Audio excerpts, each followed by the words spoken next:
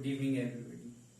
जैसे कि अपनी क्लासेस टॉपिक वाइज संविधान की चल रही थी टारगेट कोचिंग के थ्रू, वैसी ही सीरीज एक चालू की गई है। वो क्लासेस भी चलती रहेगी, लेकिन उसके साथ एक सीरीज भी चालू की है क्वेश्चन बैंक नाम से। वो मैं आपको थोड़ा सा समझाना चाहता हूँ, फिर इसके बाद क्लास चलाते हैं, क्योंकि आज फर्स्ट डे इस क्लास का, तो थोड़ा सा डिस्कस कर लेते हैं चीजों को।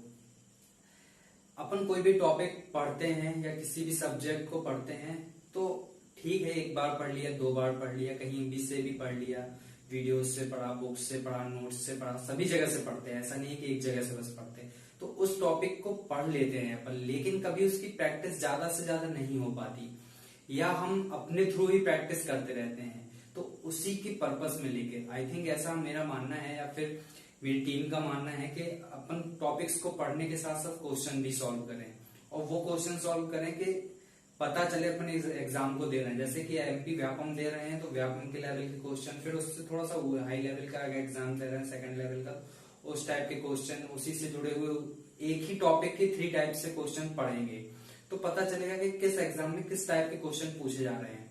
तो वही चीज लेकर मैं आया हूं। अभी व्यापम के क्वेश्चन चालू किए हैं, धीरे धीरे अपना जब लेवल बढ़ जाएगा तो थोड़ा सा और टॉपिक्स जो डीप वाले हैं, या थोड़ा सा लेवल बढ़ाकर उसी क्वेश्चन को देखेंगे हम कैसा टॉपिक से, उसी टॉपिक से दूसरा क्वेश्चन कैसा पूछा हुआ है। तो ये सीरीज जो है मुख्यतः टीम वर्क के द्वारा चालू की गई है। कहा गया है कि शायद प्रॉफिट हो बच्चों को, उसीलिए मैंने भी ये पर्सनली चालू की है कि शायद सबको लाभ हो इससे। तो देखते हैं अपन। बेसिकली इसमें वो टॉपिक्स रहेंगे जो पढ़े हुए भी हैं और नहीं पढ़े हुए भी हैं, ये आप ध्यान रखिएगा। पहली बार ये मत कमेंट आएगा पढ़ा हुआ है नहीं है सर, अभी तो अपन ने कहीं ना कहीं पढ़ा हुआ है। अब अपन क्वेश्चंस को देखने की कोशिश कर रहे हैं कि आखिर व्यापम के एग्जाम में क्वेश्चन कैसे आए हुए हैं। ठीक है, जो टॉपिक नहीं पढ़ा हुआ है उसको थोड़ा सा डिस्क्राइब भी मैं करता चलूंगा, जो पढ़ा हुआ है वो बताता भी चलूंगा कि कैसे क्वेश्चन, उस टॉपिक को पढ़ लिया अपन ने तो कैसे आए क्वेश्चन। आई थिंक ये बहुत इंपॉर्टेंट क्लास रहेगी सभी के लिए, और ये मानना है टीम वर्क का कि टारगेट टीम जल्दी से जल्दी हर सब्जेक्ट के ऐसे टॉपिक्स लेकर आएगी आपके लिए। ठीक है, तो थोड़ा सा सब्र करिए, धीरे धीरे व्यवस्थाएं होने के बाद धीरे धीरे व्यवस्था। बेसिकली आज बोर्ड भी बड़ा कर दिया है, छोटा बोर्ड था अपने पास। ठीक है, तो इसको चालू करते हैं। क्वेश्चन बैंक को लगभग 1000 क्वेश्चंस की सीरीज रहेगी, तो 1-2 दिन में खत्म होने वाली नहीं है। ठीक है ना, हफ्ते भर में या फिर 15 दिन में, तो थोड़ा सा टाइम लगेगा। 10 से 12 question per day free time के लिए वीडियो है भाई, बैठे हैं कहीं पे तो देख लिया, क्वेश्चन सॉल्व हो गए, खत्म बात। इसीलिए 10 से 12 क्वेश्चन डेली लाऊंगा मैं, संविधान से जुड़े हुए ही अभी क्वेश्चन लाऊंगा, और बताता चलूंगा किस एग्जाम के आए हुए क्वेश्चन है, तो आप पढ़ते चलिएगा। ठीक है, मुख्यतः ये ज्यादा से ज्यादा फोकस एमपी एग्जाम में क्वेश्चंस आए हुए हैं, एमपी व्यापम में आए हुए हैं क्वेश्चन, है ना। एमपी व्यापम में क्वेश्चन आए हुए हैं, उन्हीं को देखने की स्टार्ट करते हैं। तो पहला क्वेश्चन इसमें दिया हुआ है कि तृतीय राष्ट्रीय आपातकाल की घोषणा किस तारीख को की गई थी। हमने पढ़ा है कि तृतीय आपातकाल कब लगा था, कई बार पढ़ा है मैंने, क्लास में भी अपनी आपातकाल हो चुका है, उसमें भी बताया हुआ है। तो हम पहले तीनों आपातकाल देख लेते हैं एक बार। ठीक है, तो पहला आपातकाल मुख्यतः 26 अक्टूबर 1952 को लगाया गया था भारत देश में, सॉरी 62 में लगाया गया था। ठीक है, 62 में लगाया गया था, जिसको 1968 में समाप्त कर दिया गया था राष्ट्रीय आपातकाल को। दूसरा आपातकाल 3 दिसंबर 1971 को लगाया गया था, और तीसरा आपातकाल 25 जून 1975 को लगाया गया था, और 71 और 75 वाला दोनों 1977 23 मार्च को समाप्त कर दिया गया था। अब इन तीनों का ये भी बताया मैंने किस कारणवश लगाए गए थे, और ये भी आपको पढ़ाया हुआ है, तो आप पिछली वीडियोस में जाके देख सकते हो इसको डिटेल से। ठीक है, मोस्टली इसमें तृतीय आपातकाल की तारीख पूछा है, तो 25 जून 1975 इसका आंसर था। ये व्यापम के आया हुआ ही क्वेश्चन है। दूसरा क्वेश्चन है भारतीय संविधान का भाग 4 का किससे संबंधित है, किस टॉपिक से संबंधित है। तो ये भी मैंने क्लास पढ़ाई है इससे संबंधित। ये मूलतः मूल कर्तव्यों से संबंधित है। भाग 4 का मैंने इसके बारे में डिटेल भी बताया है आप लोगों को। मुख्यतः ये 42वें संविधान संशोधन 1976 के द्वारा जोड़ा गया था, क्योंकि इसके लिए एक्स्ट्रा ऐड किया गया था, संशोधन किया गया था। इसलिए कौन सा संशोधन किया गया था? 42वां संविधान संशोधन 1976। एक समिति बनाई गई थी, जिस समिति की सिफारिश पर इसे जोड़ा गया था 1975 में, स्वर्ण सिंह समिति। इंदिरा गांधी जी के टाइम पीरियड पे ये संविधान संशोधन किया गया था। उस टाइम आप देख सकते हो आपातकाल भी लगा हुआ था। तृतीय क्वेश्चन है, तीसरा क्वेश्चन है, भारतीय संविधान का अनुच्छेद 352 किससे संबंधित है? ये भी आप लोगों को आपातकाल से बताया हुआ है मैंने। 352, 356, 360। मूलतः इसमें 352 के बारे में पूछा गया है, जो मुख्यतः राष्ट्रीय आपातकाल के बारे में बताता है। राष्ट्रीय आपातकाल, ये क्वेश्चन भी व्यापम में आया हुआ है।